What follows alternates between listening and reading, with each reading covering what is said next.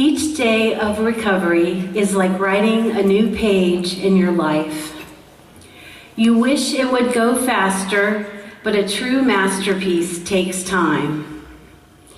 With each brave and good decision, you start another chapter and begin to notice how the pages of success are piling up. It's an inspiring story, one that you can build with confidence and look back with pride. And that's really something to celebrate. Thank you. Oh, all right. Thank you to Hallmark Cards for permission to use this card about recovery. Thank you to Janet Hall for bringing the card to the Mental Health Awareness Event Committee's attention. Our MC this evening is Cynthia Evans. Cynthia has been involved in local and national peer-run programs since the 1990s. She is honored to share the gifts of recovery with others and is uplifted by the triumphs of her peers. She feels most alive when autumn is in full bloom, and her favorite pastime is reminiscing about the good old 20th century via YouTube and Netflix. Please help me welcome Cynthia Evans.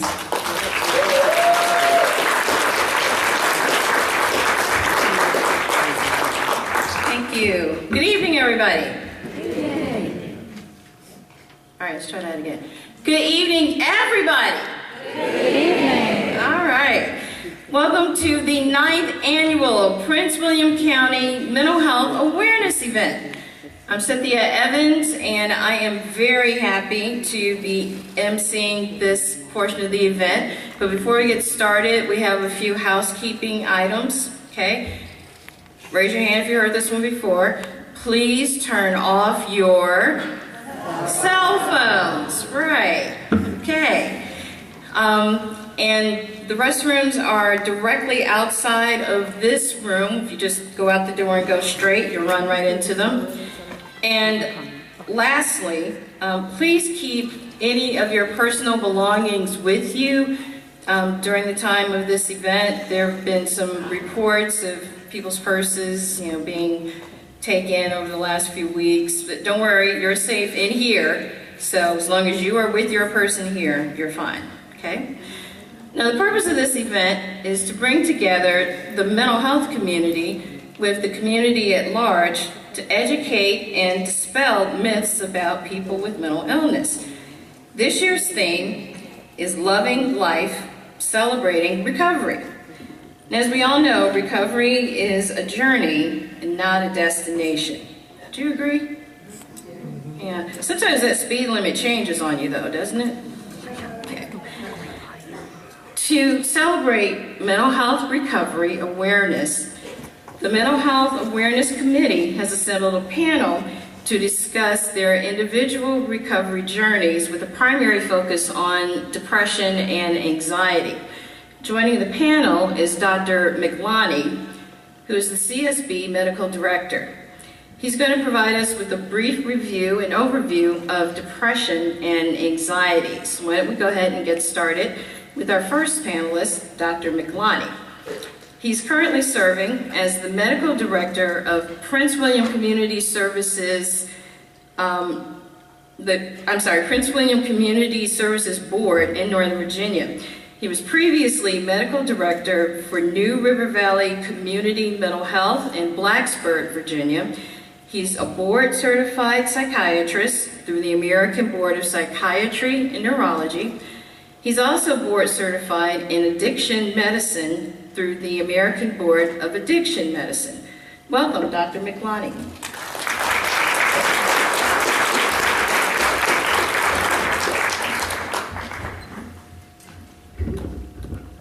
The organizers of this event asked me if I believed in free speech. When I said yes, they said, how about coming and giving us one? So, buyer beware, you get what you pay for. Levity aside, I'm here to speak about a serious topic. But the theme tonight is hope and recovery. Very soon you're going to hear from my co-panelists in short order who have their reasons for celebration, and hopefully we'll all get to celebrate theirs and hopefully your stories of recovery tonight. I've been with Prince William County for a little less than a year, and I'm very honored and gratified to have this chance to come before you and speak here tonight. It took me a little over 10 years to complete my medical studies so I could practice as a psychiatrist, and the organizers told me I have 8 to 10 minutes to speak on the subject of depression. So they've given me about a minute per year of my training. So hold on to your seats and fasten your seat belts. Now, as we discuss the subject of depression, I want to start by dispelling the myth that there is such a thing as a normal, quote, static mood. We all have mood fluctuations for various reasons related to our physical state and the environment we live in. What we are here to speak about tonight, obviously, is the sustained state of deep depression defined by, these emotional and behavioral health parameters. As you know, a healthy mind lives in a healthy body. And I think the reverse is true as well. Depression exerts its own physical toll. And why is that?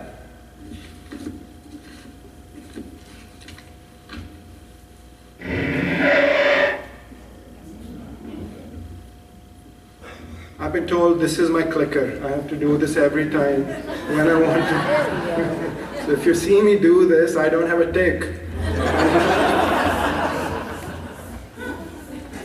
So why do you think this is? Obviously, it's because of this complex interplay of neurochemicals that are flowing through many, many brain circuits that we have. But one point stands true. When you treat one, physical or mental health, you help the other. So the flow is bidirectional. It's no surprise to me. Next slide, yeah. It's no surprise to me that when I talk to my colleagues in the primary care world, family medicine, internal medicine, they clearly tell me, they can pick up maybe 10, maybe 20, or as in the study, even higher number of patients that they serve who are dealing with the unrelenting consequences of their psychiatric illnesses. Now, on a daily basis, as I try to distill this neurochemical knowledge that we have now, which we will get into here in a little bit, I am humbled to remember that the biggest toll that this illness takes, or the biggest thing that people deal with, is something which is the hardest to quantify. And this was said so well by Elizabeth Wurtzel in her book, Prozac Nation. It's this state of profound hopelessness, demoralization, apathy. And for those of you who remember this book or have read this book wasn't even favorable to my field, but I think she really nailed it. If there is one message that I want you to take tonight, it is basically coming from the history of our drug discoveries and treatment options in this field. It's been only about 60 years, that's a little less than a generation, that our first medications to deal with psychopathology were discovered. And going from having a place of almost no options to working in this field now, where we have a plethora of choices, the point I'm trying to make is that there is a lot of cause for optimism and hope.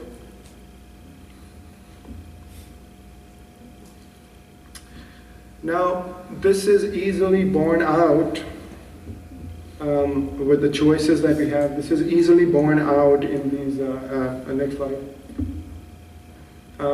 in these studies that the slide that just showed you where 3 out of 4 people respond to treatment. But I'm not here to tell you about drug treatment necessarily. There were many studies I could have picked up from, but I picked this study by Dr. Martin from UK. He and his colleagues took depressed patients, divided them into 2 groups, and one group was given a standard antidepressant, and another group was given a kind of talk therapy called interpersonal therapy. Well, what did they show? They showed that the blood flow changes in the brain as they measured by the SPECT scanning technique shown here were almost similar. But what's even more exciting is that these changes occurred in slightly different regions of the brain. So what does that mean? That means the question anymore of whether you use this or that, medications or talk therapy, to me is a redundant one. It's both, or all of the above. And you know, in clinical practice, it's almost sanguine, it's almost recommended that when you deal with mild depression, you try alternatives first. Because mild depression is that state where we're fortunate in some ways that a lot of therapies come together to produce the same result. Exercise, diet modification, relaxation, the type of stuff that you saw outside. In fact, it's to a degree that antidepressants in this form of depression, the milder form of depression, even have a harder time separating themselves from the sugar pill. Now let me not send you out saying that you don't need to take medication. For moderate to severe depression, it's very clear from science that antidepressants work. But there is no harm done, even in those states, if you include all those add-on therapies or the benefits that the add-on therapies bring. Of course, I would hope if you choose to stay on medications or choose medication as a treatment, don't stop it abruptly.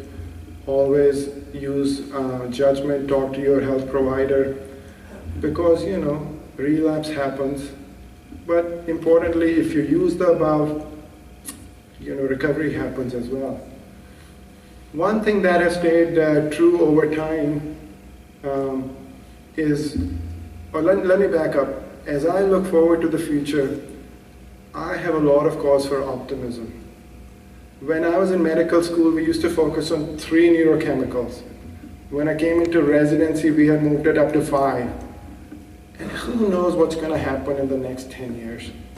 But I can tell you, given all the research happening in genomics, research happening in mapping out our individual biochemistries, research happening into looking at different brain pathways, I know that treatment is only going to get more targeted, better, and refined. One thing that has, though, borne the test of time is that your grandma was right. Simple things work. And if I wasn't clear enough, I've tried to make sure I highlighted exercise when you can. It all adds up, and it's beneficial just about in every state of depression and recovery. Okay, if I haven't said it enough tonight, let me say it one more time. Above all, keep hope. And they're showing me my red card, so thank you very much.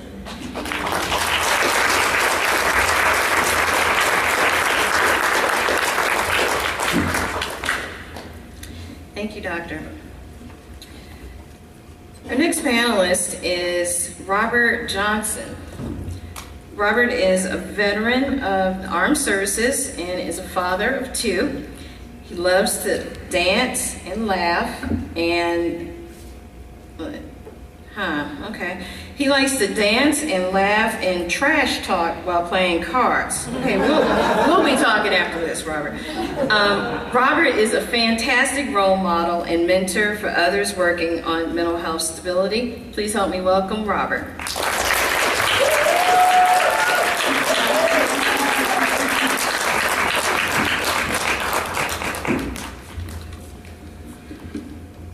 First, I'd like to say thank you to all of you all for coming to listen to the panel and what we have to say. I'd like to thank you for that little round of applause that you just gave me, because that just made things a little bit easier. I have bipolar disorder, which means I actually suffer from depression, but I also have very manic states. Anyone who actually knows me, they know that I'm normally pretty much in a manic state at all times anyway. I can tell when things are about to go bad because some of my symptoms are everything seems to start going faster. My thoughts also start to get jumbled and mixed up. And then at times, sometimes I walk around the house and I'm just really angry. Or even, just to put it out there, I'm basically really pissed off and I have no idea why. At those times is when I know that I need to call someone. Maybe need to eat something, maybe need to go to sleep, maybe need to take a walk. I don't know which one is going to work. Perfect example, a couple of days ago, I got some news and it basically sent me into somewhat of an anxious state. The first thing I did was I decided I was going to take a walk. I made it halfway down the stairs. I needed to come back upstairs because I didn't want to be outside, because I didn't want to be bothered with anyone. The next thing that I tried to do was I tried to call a couple of people. I have built a wonderful support network through the people that I've met at Trillium. Unfortunately, a couple of people didn't answer the phone. The next thing I tried to do was listen to music. So I turned on my radio, but unfortunately, the first song that came on was CeeLo, Maybe I'm Crazy. So I decided it was time to go to sleep. As I said, I never know which one is going to work. Another good thing that I've learned is to actually be open and honest with my friends and family. Because lots of times they can see that something is wrong before I actually know what's going on.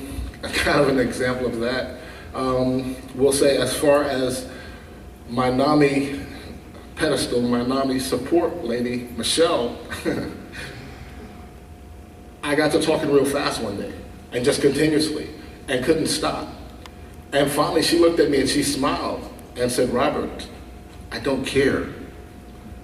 At that point it kind of clicked. It's like, okay, wait a minute. I don't even know what I'm talking about. But having people like that around me that can spot that something's wrong, but be honest in a positive way helps me bring myself back to reality.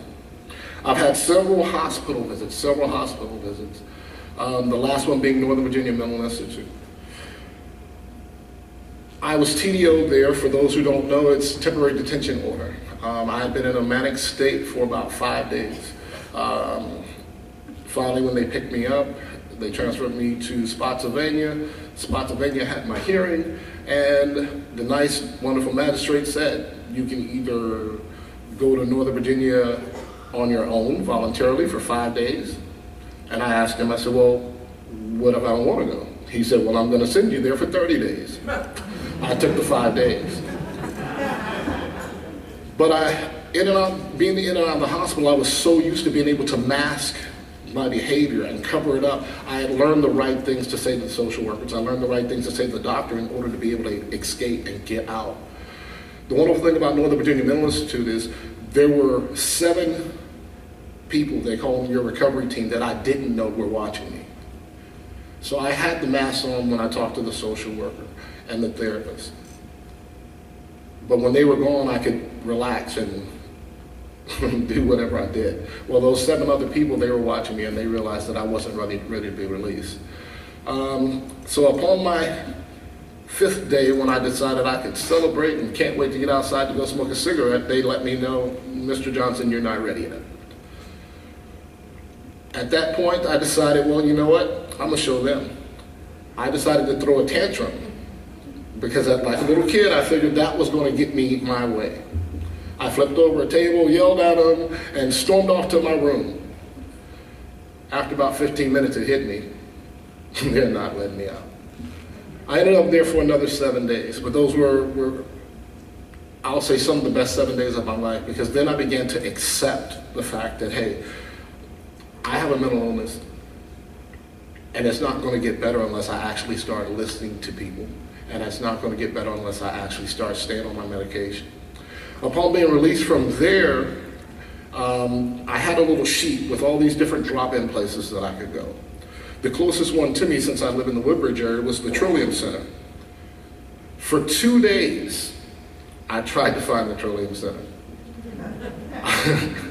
I would walk up and down Hillendale and just couldn't find it. So finally one day I called, and one of the employees there, her name was Gloria. She answered the phone. I told her that, you know what, I'm trying to find you. I can't find you. She was nice enough to actually stand outside and also send someone up to Hillendale Road, and they brought me into the Trillium Center. Now once I got there, one of the things I would do was stay in a corner and never talk to anyone. But thanks to the patience of the staff and some of the wonderful consumers that were there, I began to open up. I look at some of the things that people say, you know, they tell me, you know, Robert, you're successful, you're a role model and this and that. I kind of don't feel like that way. I feel like I'm Robert. And I'm just me. And I don't have a problem if somebody wants to come up and ask me, you know, hey, what happened? What did you do here? What did you do there? Because the more I talk about it and the more open I am, the more it helps me. So as far as what, you know, somebody would say, okay, successes, what are your successes? Well, I have the pleasure of being a part of NAMI. I get to do in our own voice presentations. And I guess one of the most wonderful things was I was actually asked to come and share my story here. Thank you all for listening.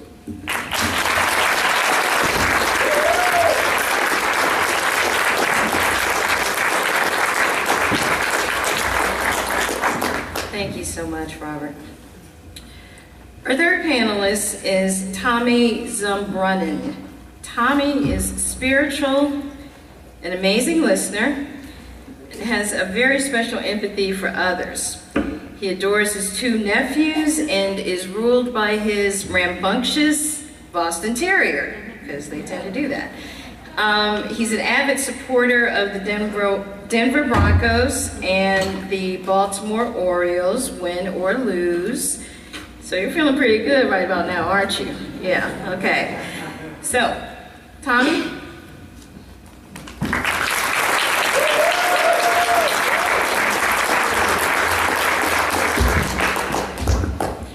Good evening. I was raised in a military family, and I was raised Roman Catholic. I'm the oldest of two boys and one foster sister. I've had mild depressions from ever since I can remember as a little kid. Always felt different, like I was from Mars, I didn't fit in, I wasn't good enough. I had a big depression hit me at 17, and that was the onset of my bipolar, but I didn't know it at the time.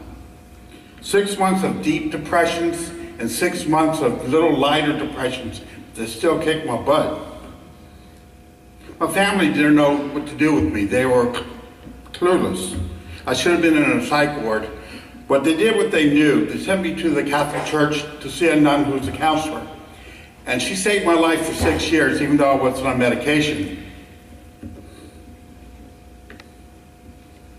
Sports in high school was very important to me. If it wasn't for sports, I would have attempted suicide sooner than I did. I started to self-medicate with alcohol after the onset of the depression at 17. At 23, I got sober. 4 months into my sobriety, my sponsor's wife said, "Tommy, you're not happy. You're doing everything we tell you to do. I think you need to see my psychiatrist." I talked to the psychiatrist one day, told him a story, and he said, "I think you're bipolar. We're going to put you on lithium, and if it works in 2 weeks, you're bipolar. If it doesn't, we'll try something else." Well, it worked. And after 2 weeks, it felt like the weight of the world lifted off my shoulders. I have 10 years, at that point, I had 10 years of sobriety, but not 10 years of mental health recovery. I say that because I was in and out of psych wards. I started to commit suicide about 8 years into my sobriety. After 10 years of sobriety, I drank. 3 years of hell of drinking and attempting suicide. I found out meds don't work if I'm drinking. And I also found the 12 steps don't work if I'm not taking my meds. About a year into my sobriety this time, I learned some keys from a very wise lady about recovery of mental illness. I learned that I'm not my diagnosis. I used to say, hey, I'm Tommy, I'm bipolar, and I wore that like a cloak. Now, I'm Tommy, I've been diagnosed with bipolar, and I'm a whole human being, and bipolar is just a part of me. I learned that I'm not a victim. I used to play the victim card a lot, and now I'm responsible for my thoughts, feelings, and actions. No one makes me happy, no one makes me sad.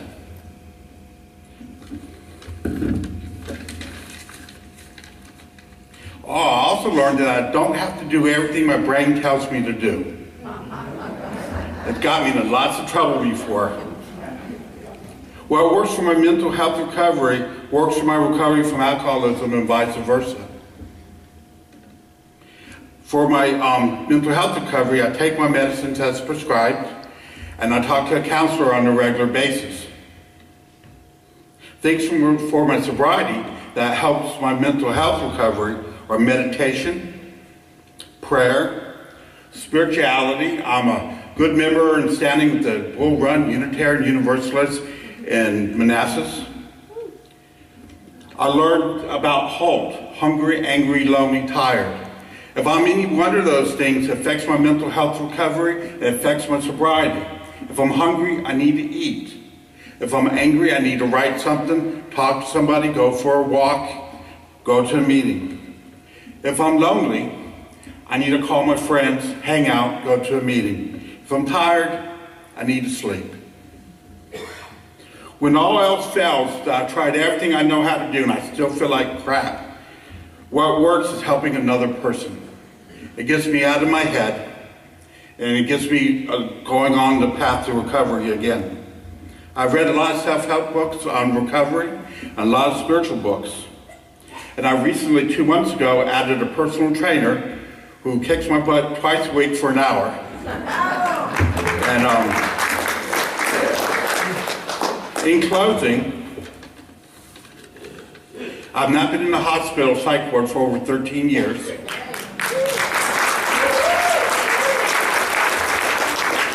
I have not attempted suicide in 13 years. I've been sober 11 and a half years. Hope for the future, continue to help people on a regular basis. Stay sober one day at a time for the rest of my life. And marry the lady of my dreams. Thank you.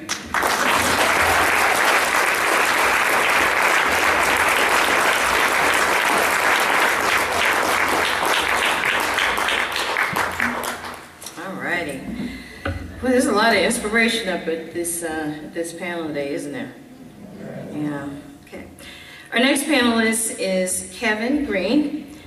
Kevin has an incredible ability to relate to almost everyone that he meets. He's a dedicated family man and keeps his life in balance. He loves walking, talking with people, and is very health conscious. Welcome, Kevin.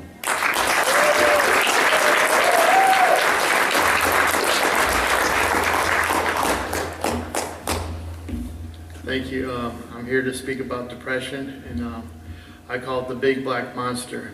Depression can be a little setback lasting only a few hours or days, or it can be all-consuming and last for a long time, several weeks sometimes. Depression can be very dark, leave one unable to even do the simplest tasks like bathing or brushing one's teeth. The early memories of depression in my life started when I was about 4 years old. I was paralyzed by lower mood. It stopped me from playing and doing other activities. Withdrawal was one of my reliable methods of dealing with depression, and still is today to some degree. The next bout of depression came when I was about age 6. starting school. I remember putting my hands around my head and putting my head down and shutting out activity that was around me until I felt better or my mood improved. This didn't help me in school. At age 14, I experienced my most severe depression until that time. I felt like the whole world was coming down on me. I would wake up with extreme lowered mood, like a huge weight was on my shoulders. I would have suicidal ideology that would torment me. Through a school therapist and Catholic Charities counseling, I was able to function. Sports was also a great outlet for me. At age 21, I slipped into another depression that included psychotic features. I was hospitalized in a psychiatric hospital as well. Through this time, through my mid-20s and into my late 20s, I would have bouts of serious depression about every 3 years like clockwork. I would need antidepressant medication, continued counseling, exercise, good eating habits, and good rest just to, and keep the stress at a good level to maintain myself. Seasonal depression also affects me. The fall season, due to the leaves falling and the winter coming on, I feel lowered mood, and I miss the people that passed during this time. Spring brings about other changes when the weather goes up and down, my moods go up and down, and the spring storms too can affect my mood. I have found that depression can be relieved in many ways: listening to music, meditation, prayer, eating healthy foods, taking supplements, talking to a therapist or support group of peers. At times I must do things regardless of how I feel. I sometimes do things to feel better through action. I always give myself a mental pat on the back when I do small things like making my bed or putting away dishes. The small things help me do the bigger things. Depression also affects everyone to some degree, but using the coping skills I've mentioned helps me to function. I'm able to maintain 7 years of working at Trillium, helping others through peer support groups and listening to others as well. I also feel depression is more manageable at this time in my life. I'm able to address things sooner, usually when things are happening. I set boundaries, I set limits that I can handle. I maintain a positive attitude and balance things in my life. When depression hits, I do extra walking, reading, spiritual readings, read about fun topics, and watch comedy movies. Through extra activities, I'm able to tame the depression and keep the monster at bay. Some of my successes include I've been out of the hospital for over 12 years.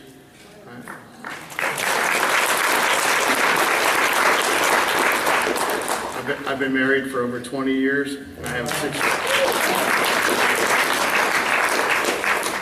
a 16-year-old daughter that is doing well in school, and I'm teaching her how to drive. And I do volunteer at work at some of the area churches. I do work with the youth, and I was also a reader at my daughter's school for over 3 years. Thank you.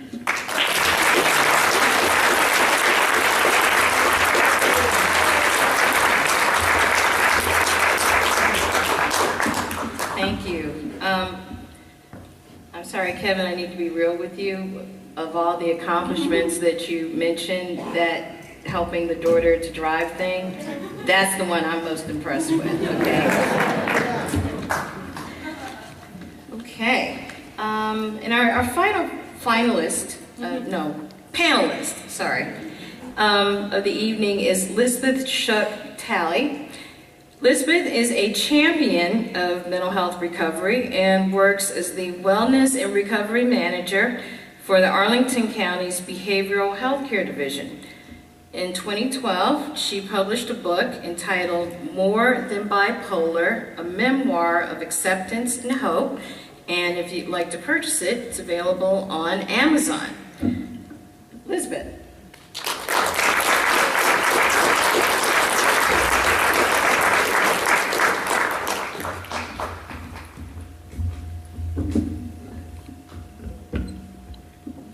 Good evening. speak about depression and anxiety, but I'd like to give a little bit of history first before I get to that. It's important to know that each one of us has our own unique story and experiences. My journey with bipolar disorder all began in 1984 when I was 17 years old and a senior in high school. I experienced a gradual manic episode that escalated into psychosis in about 10 days. My reality and what others thought were not in line. The 1984 Summer Olympics were going to be in Los Angeles, and I believed I would be competing in the swimming event. Although I had loved swimming, competed when I was younger, was a lifeguard, and had been a swim instructor, I was in no way training for or going to be competing in the Olympics, as my brain was telling me I was. I was very fortunate to have friends and parents who were very concerned about me, and that I was able to get to a psychiatrist quickly, diagnosed with manic depressive illness within 10 minutes of questioning by the doctor, and was hospitalized immediately for 1 month, where I got well again. Back in 1984, no one had heard of this illness or understood it in my high school. While it was very scary for those who cared about me, for me it was an adventure. I believed what my brain told me, and I was very vulnerable and believed what others told me as well, both things reality-based and those that were not. Something that separates me from some people with this type of illness is that not only did I get an accurate diagnosis almost immediately, but I also accepted that I had the illness right away and adhered to the treatment I was prescribed. This helped me to get better. After 4 hospitalizations in 6 years, and once we got the medications right, I have not had a hospitalization in over 24 years. But that's not where the story ends. After my last hospitalization, I had a burning desire to write a book to help others, sharing my experiences with this illness since I was able to do so well after a lot of struggles. It was a dream that I had no idea how it could come to fruition, but I knew it was something I wanted to do. After years had gone by with no major mood swings, in 2000 I sought out a new psychiatrist to possibly tweak some of my meds I had been on for so long. I thought there might be something better out there with fewer side effects. As a result, and against my better judgment, I trusted the new doctor and went off lithium, my mainstay medication of 16 years, in a matter of about a week. After a pretty quick, gradual loss of concentration and focus, and with the smallest of tasks becoming very overwhelming, within a week I experienced what I called my breakdown, rocking, shaking, and scared to death to be alone. I did not get out of bed for an entire week, did not eat, and had no will to do anything. I was soon on short-term disability from my sales job that I had only been at for 6 months. I hated to be out of work, but knew I had to step out of reality to gain my senses before I would come back. This became my first real clinical depression. I was not depressed in any way prior to the visit to the doctor. This was the illness and the medication change. This opened me up to successive depressions that have come and gone for the past 14 years. The depression is debilitating. For me, it has mainly been cyclical, starting with the days get shorter in the fall, referred to as seasonal affective disorder, or SAD. I think everyone experiences this to some extent, but for me, it's severe. Here's how it manifests itself for me. Motivation is lost, and before I know it, I struggle to get out of bed. But I make it, and I put my best foot forward, because that's what I do. That's what many of us have to do. But it's not easy. My focus and concentration diminish. I feel I cannot accomplish things, and then my confidence goes. I get so mad at myself for not being able to accomplish things, and I feel less than. My brain knows better, but the disease has taken over. Many people who experience depression also experience anxiety. I never really saw anxiety as a major factor until later in my life. However, I have come to learn that anxiety can also be debilitating. I'd like to share 2 specific examples to paint a picture of how anxiety has affected me. After dating my now husband for 6 years, he proposed in September of 2012. This is what I had been waiting for several years. Around that same time, after eight years, my book was about to be published in November. Another milestone. With these two major positive events, shouldn't I be so happy? I thought that happiness might even carry me through this season of sad, but that was not the case. I planned a Memorial Day weekend wedding because May would be my good time. However, I somehow did not consider that the planning time would be during my difficult time. By December, when it was time to go to my fiance's family in New York for Christmas, I did not want to go, which made no sense because I love his family. Of course, we went, but even some of them sensed I was not excited to be getting married, and they were right. I knew better, but the illness had begun to take over. I experienced extreme anxiety. A little anxiety over getting married after being single for so many years would be normal, but this was extreme. I started to question everything in my life. The anxiety was fear, and it became paralyzing. I procrastinated with the wedding plans. My fiancé sensed I did not want to get married, and this was really confusing to him after 6 years of dating, and when getting married was all I wanted. It made no sense, but I actually wondered if I was supposed to marry him. I was consumed by fear. I had a friend who I really trusted who also has bipolar, and she tried to convince me that this was the illness. She was sure of it, but I was not. I was so overcome by the anxiety that I finally came to the decision that I needed to postpone the wedding. I could not handle the planning. I knew I'd feel better in a few months and trusted what I knew about myself and not the anxiety. My fiancé went along with it, but he said if we had to delay again, it probably meant that we should not move forward. If I were in his position, I would have been very hurt and confused, not understanding why he would feel this way. But he was very understanding. The venue and all the vendors were able to change to 3 months later for Labor Day weekend. It was out of town, so I wanted it to be a long weekend for guests who were traveling. Gradually, I began to feel better, and I planned the whole thing in 4 months. It's like I was a totally different person. I was never sad to begin with, but I could not function. And once you're in that place, it's so hard to combat it. The depression then took on more with the anxiety. The fear and anxiety was not only related to the wedding. I would get something in my head, and then I'd just be so scared about it. For instance, I was thinking, what if my car would break down while traveling on the way to North Carolina, which is where my parents are and where the wedding was? Of course, it's a possibility, but I was so consumed with the fear that I bought a AAA membership. Not a bad thing, but that just wasn't normal for me to feel that way. For me, I think this time it was really time that got me through it. But lately it's been lasting longer, and the seasonal affective disorder. It goes away, and then I get back to normal. But if it's going to be this way, I want to be able to cope with it better. I recently started a medication that helps me to focus, and that has made a huge difference. It has enabled me to be more organized. Certainly medication is just one piece of the pie. Aside from meds, the other things that help me are good sleep hygiene, exercise, recently starting to go to a therapist, my spirituality, and really just trying to take care of myself, doing things that make me feel good, like a massage like we had today here. Even calming myself and relaxing at night before bed with music and a candle help me. But I was thinking, just how do I deal with the everyday anxiety that we are all faced with? I have found that there are decisions that come our way multiple times each day that can affect the way we handle things, that can help minimize or even avoid the stress and anxiety response. Even if it takes me longer, and sometimes it's a lot longer, if I prepare for things so I'm not late or rushing, like packing to go on a trip, it changes things a lot for me. If I can be organized, I'm not stressed. Most people feel anxious and depressed at some points in their lives. I often say that everyone gets depressed, but not everyone has depression.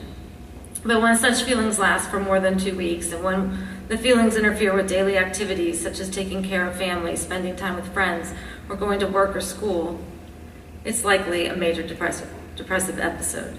Major depression is a treatable illness that affects the way a person thinks, feels, behaves, and functions.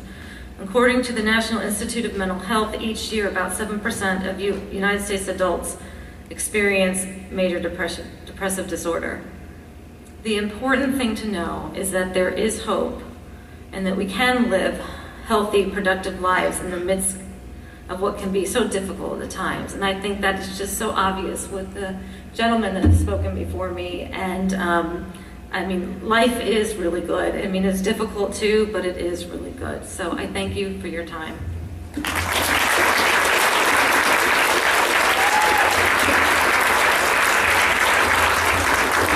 and I will have my book for sale if anyone's interested.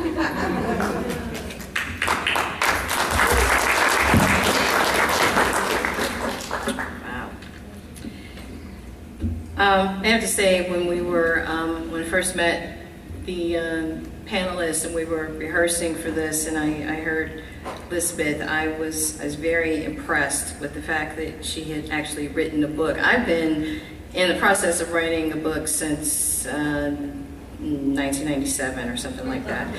So kudos to you. All right, well, now that we've heard from our panelists, we'll move into the next portion of our program, which is Q&A. The Mental Health Awareness Committee requested questions from you on depression and anxiety. Some of those questions were given to the panelists and they were incorporated into their presentations. And then there were other questions that we're saving for this Q&A session. Please understand that the answers that you're going to hear are the personal experiences and the opinions of the people that are here, and what's worked for them may not necessarily work for you, or as we say in some recovery circles, take what you like and leave the rest. Okay, so first question goes to Dr. Miglani. Oh, can you turn the microphone on? Can you give me a testing, 1, 2? Okay. All right, Dr. Miglani. This is an easy one. Are mental illnesses inherited? The short answer is yes. The more nuanced answer would be, that we have ample scientific evidence that some are inherited or have a more of a genetic basis, stronger genetic basis, if you will, than others. Clearly, the ones at the top of the list are things like schizophrenia, bipolar, and even alcohol dependence for that matter. The good news, if there is one, is that finally human genome has been mapped, and I remain very positive that this is going to be the way for our next new drug discoveries. So there's more to come. Okay, thank you. The next question is for Robert and Lisbeth. Does anxiety go away with time? My personal opinion and my personal experience is no. I've just learned how to recognize it and recognize when I need to use those coping skills to deal with it better. But my personal experience is no.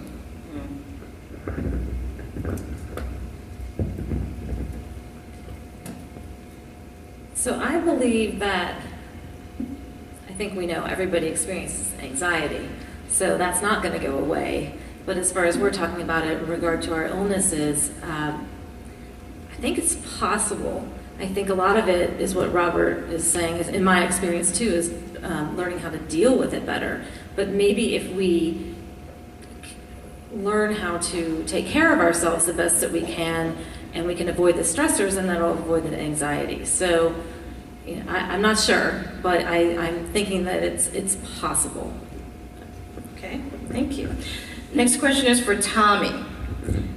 How do you talk to friends and family about depression and anxiety?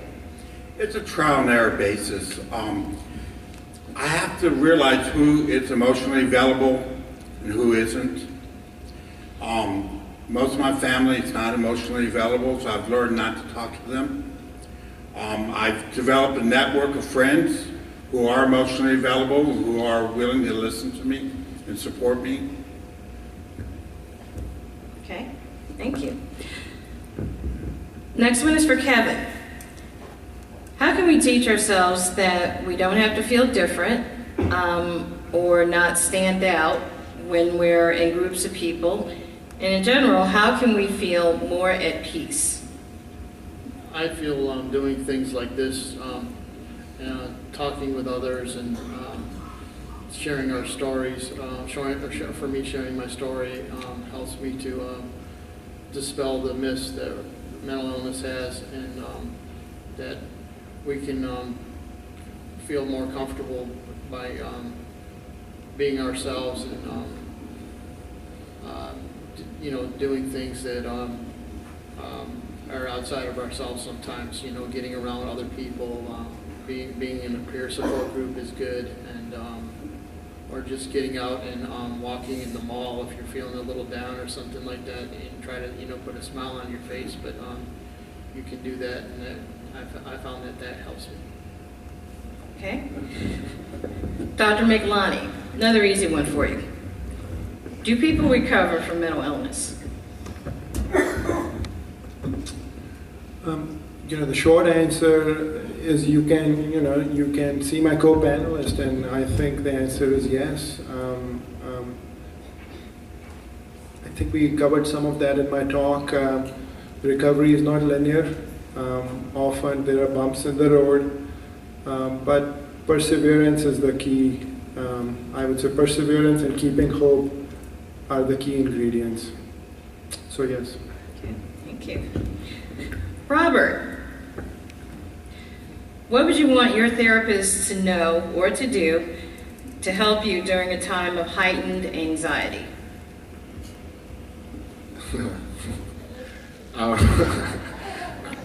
The reason I'm laughing is because my original therapist used to be here, Jessica Maybar.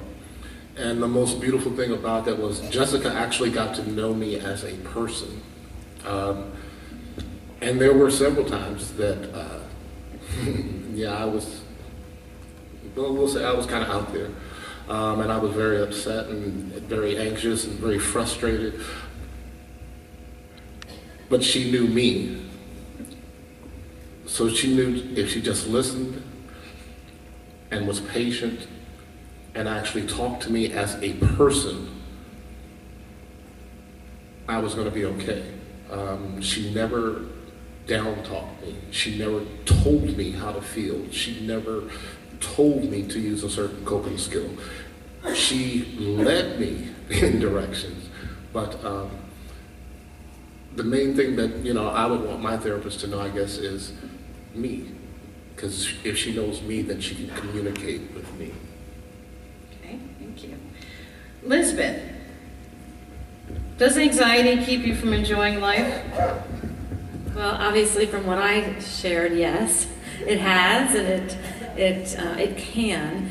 But I think with the right coping mechanisms and the tools that each individual has, that you can get better at working at them, and so that it doesn't have to steal your joy. But I think the reality is that yes. Okay. Tommy, is it hard to recover from depression? Yes and no. One, I have to realize that recovery is possible. And second, I have to be willing to do whatever it takes to recover. Those are very important things. Yes, recovery is possible, but it's up to me. Okay. Kevin, what if you don't take your medications on time every day? It can lead to a setback or a relapse of the illness. I find for myself, by taking my medication on time, not only do I also remember to take it and take it in the right dosage and everything, I also can see patterns in my life that by doing things at the same time each day, that I see what the patterns are, and I can see if I'm having any other issues that need to be addressed. Okay. We actually have a few extra minutes, and what I would like to do is I would like to give each of the panelists an opportunity to answer one question from the audience. And I'd like to start with Lisbeth, and work our way back to Dr. McLani. One person for a question for Lisbeth, and Lisbeth, you get to choose. No question? Oh. Yeah, that's good. You said that when you changed doctors at one point after having those years on lithium, that you went immediately into a depression and you've been cyclically depressed. How come they didn't send you back to the original successful formula, or did it work? Oh, I did go back to the same formula. And Yeah. Elizabeth, can you repeat Oh. the question? So, if I have it right, she wants to know, I had switched psychiatrists and gone off the medication, treatment that I had been on for a long time, and then why didn't I go back to the same therapy? And if so, didn't it work? Or if I did it not work? So for some people, lithium is not as effective as when you go back on it after you've been off it. That had already happened once. I had been taken off it before. And this time, I don't know. I mean, before it was all mania. You know, I had never had the depression. So I don't know that it was being without lithium for a week that. It's just that the depressions, this was new to me, and once you have one and then you have another. I mean, I had always had seasonal issues for a long time, just never to that extent. And then the depressions actually did come even without the seasons too. So yeah, we went back to exactly right away switched back to what I was on, but then it just took a lot to get out of the depressions. thank you. Kevin? Anyone with a question for Kevin? Okay. How about Tommy? Question for Tommy. Don't be shy. Yes. How important is maintaining your sobriety and dealing with your depression? Very important. If Can you repeat the question? okay. How important is it to maintain my sobriety to deal with my depressions? Very important, because if I'm really depressed and I drink, it's just going to make it worse. So if I'm not drinking and I'm depressed and I'm trying to work on it, I have a chance to get better. But if I drink, all bets are off. Okay. Question for Robert. I got a question. Do you play spades? You probably don't want to go. Okay, all right. Does anyone have another question for Robert? Yes, ma'am. Did you know, or did you have to be told before you were diagnosed that you were having like a manic episode? Did you realize that you were? And can you repeat the question? Did I know, or did I have to be told that I was having a manic episode? As I was a child, I wasn't diagnosed until about 6 years ago formally. As a child, back when I grew up, I'm 48 years old. Back when I grew up, mental illness wasn't discussed. If I was, we'll say, in a somewhat manic episode, then I was hyper. If I was dealing with somewhat of a depression, then I was being dramatic. So it just became natural for me to not face it, not accept it. It was just me. I knew when to go hide. I knew when to put on a show. Like I explained in one of the rehearsals, life at that time for me was, it was basically like I was an actor and I was on a movie set. As I started to walk out the front door, you would hear that clicker and somebody would yell action, and I would go into a performance mode. I knew when to smile, I knew when to laugh, I knew when to joke with people. I just knew from watching other people's behavior. But as I would get home and get by myself, cut. I might break down in tears, then again I might not sleep for a day and a half. But I had learned how to mask it. It wasn't until, like I said, 6 years ago, when I was actually diagnosed, and then it still took a while to actually accept it. Okay. And Dr. McLani, question for Dr. McLani. Let me make sure I can see you first. Thank you for giving the opportunity. Doctor, what do you recommend if you see in this new medicine way of diagnosing, not waiting so many years, that you see a member of your family having this type of behaviors, they are reluctant not to see it. They don't want it. They're young, they're 26 years old, and they are just on the shelf. What would you recommend? And remember, they need to, how do you open the eyes for them? Because they're sometimes very difficult to open the eyes for them. Okay. And can you repeat the question? So if I understood correctly, it's how you deal with a loved one who has maybe little insight or no insight into their mental health issues. And, you know, there's no good way to answer it in a sound bite. You know, I think the best thing you can do is be there for them. And there will come a time, hopefully sooner rather than later, where you catch them in their fall and you intervene. And that's very, very hard to stand on the sidelines and to see a loved one suffer. I empathize with your situation. Okay. Well, I want to say thank you to all of our panelists. And if you'd like to join the audience for the rest of the program, why don't we give you big round of applause.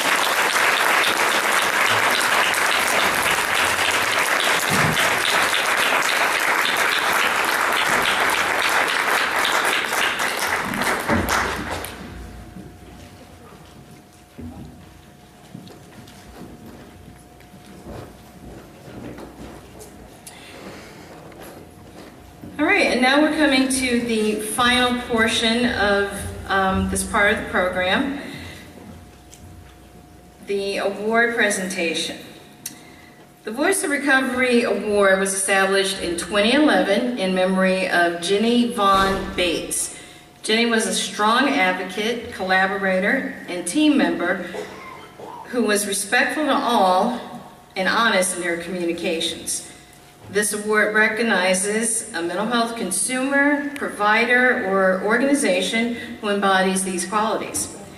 This year, we're very fortunate to have Mary Lewis, Jenny's cousin, to present this year's award. Please help me welcome Mary Lewis.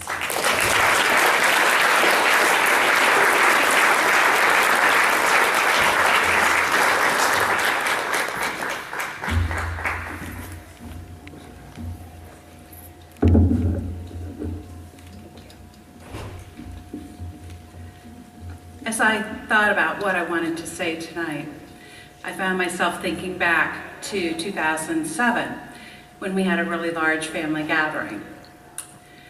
My dad had a long conversation with Jenny that day about her career, and he told me about it later. He was so impressed with her. But I found myself thinking, how can Jenny do that job? She's like 8 years old. Because in my mind, I had this unfortunate habit of sort of freezing my cousins at young ages. Because if I admit they're getting older, then I have to admit I'm getting older. I'm working on this. Well, some months later, we had another family gathering, and Jenny and I were chatting. We were catching up on life, and of course, ended up talking about our jobs. She spoke about the things she did to help people have successful lives. She grew more animated as she spoke. I saw a sparkle in her eyes, smiles, I saw excitement. And I realized she's not 8 years old. She is a full-grown woman who had come into her own. I saw a woman who truly embraced the idea that we should all strive to make this world a little bit better. I am so grateful to have known and loved Jenny. I am grateful for the co-workers and the friends that she had who so brightened her life. And I know the community is grateful for the work that she did. I know from mental health professionals that the work that you do is challenging and difficult. And over the years, I've learned a lot of things, like the fact that my cousins do grow up and become amazing adults. But I've also learned it's really important to pause every once in a while and celebrate the successes we have, the small ones and the large ones. I am pleased that this evening I have the opportunity to acknowledge and celebrate the success of one member of this group. Mary Pressler is a champion for mental health recovery. She recognizes the value of employment as a key recovery tool. Mary has worked side by side with mental health consumers and employers as a job coach for over 20 years. She is a fearless advocate and community partner. She's well respected both in the mental health and business communities for her commitment, her dedication, and her make it happen attitude. Mary embodies the outstanding characteristics of this award: collaboration, teamwork, advocacy, honesty, and respect. I'd ask that Mary come forward so we can celebrate her achievements.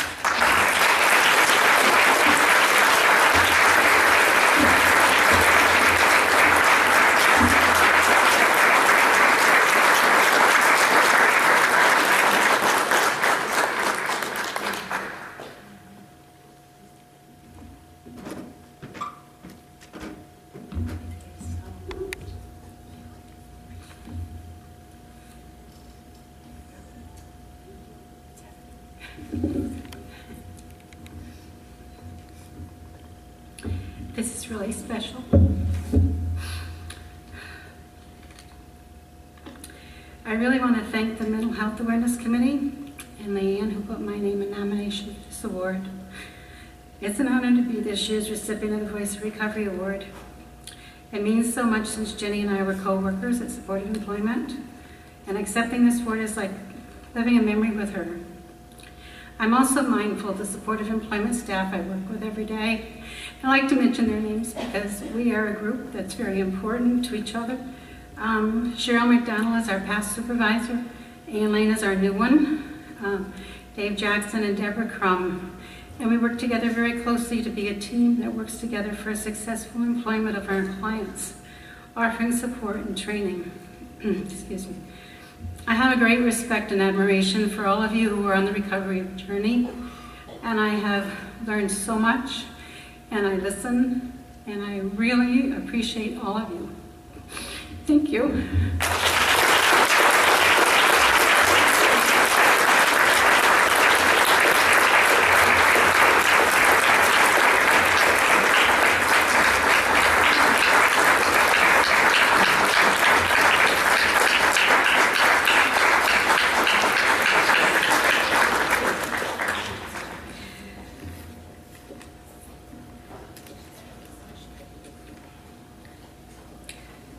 Congratulations again to this year's award recipient, Mary Pressler, and thanks again to Mary Lewis.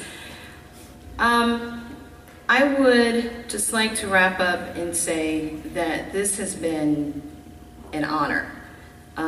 Standing up here and emceeing, which I've never done before, by the way. I've never been an MC. I've been nervous all day. I'm so glad we're at this point.